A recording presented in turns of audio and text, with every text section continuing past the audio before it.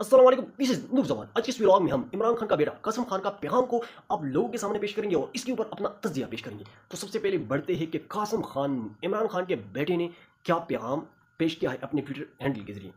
तो कासिम खान कहते हैं कि हमारे वालिद को पेशकश हुई कि वो अपनी बाकी ज़िंदगी सुकून से गुजारें, हमारे साथ इंग्लैंड में चहलकदमी करे या क्रिकेट खेले, लेकिन उन्होंने इसकी बजाय एक अंधेर में बंद रहने को चुना।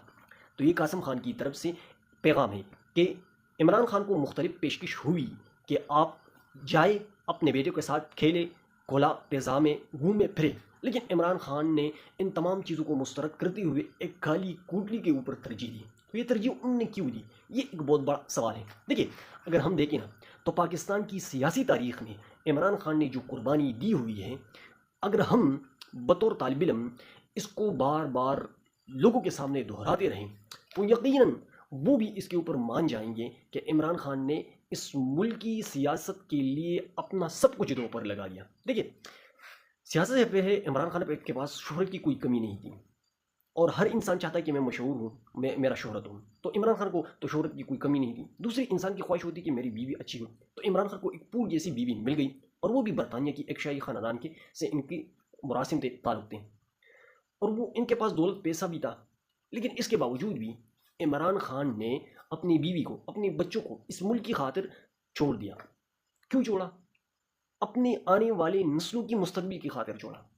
फिर इमरान खान ने शौकत खानम अस्पताल बनाने के लिए, नहीं सियासत से पहले की बात कर रहा हूँ, इमरान खान ने शौकत खानम अस्पताल बनाकर एक ऐसी समाजी खिदमत जो है सर अंजाम दिया, जो आजकल मैं समझता हूँ ईदी को हम जिस फ़ख्र के साथ और जिस अच्छे लहजे में हम इनको याद करते हैं, तो इमरान खान ने ईदी से भी मैं समझता हूँ कि एक बहुत बड़ा समाजी खिदमत अदा किया। एक ऐसा समाजी खिदमत जो यहाँ पर कोई तस्वुर भी नहीं कर सकता। इमरान खान जब इनको मुमकिन बनाने की कोशिश कर रहे थे तो सबने कहा कि आप पागल हैं, लेकिन इमरान खान ने वो करके दिखाया।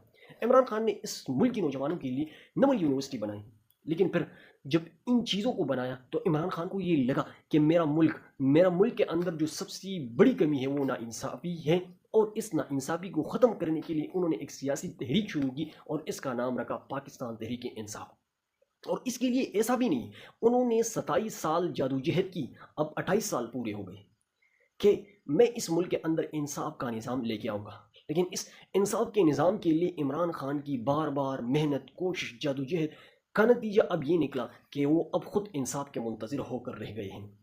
ये तमाम तर चीज़ों कहने के मेरा मकसद ये है कि इमरान खान ने इस मुल्क की खातिर अपनी जो शाहाना ज़िंदगी थी इसको छोड़ा, अपनी शोहरत की परवाह नहीं की। यहाँ पर सियासत में जब आप आते हैं ना तो आपकी शोहरत तबाह बर्बाद हो जाती है, लेकिन इमरान खान ने अपनी शोहरत की परवाह नहीं की, सियासत के अंदर कदम रखा और टू पार्टी सिस्टम जो था इसको तोड़ कर डाला।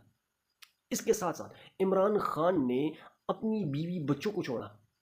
इमरान खान ने अपनी ज़िंदगी का जो कुल सरमाया था वो इस मुल्क की नौजवान की खातिर उन्होंने ये लगाया कि इस मुल्क के अंदर इंसाफ का निज़ाम हो। आज वो एक काल कोटली के पीछे खड़ा है, तो हमारे ऊपर इनका क्या फ़र्ज़ बनता है?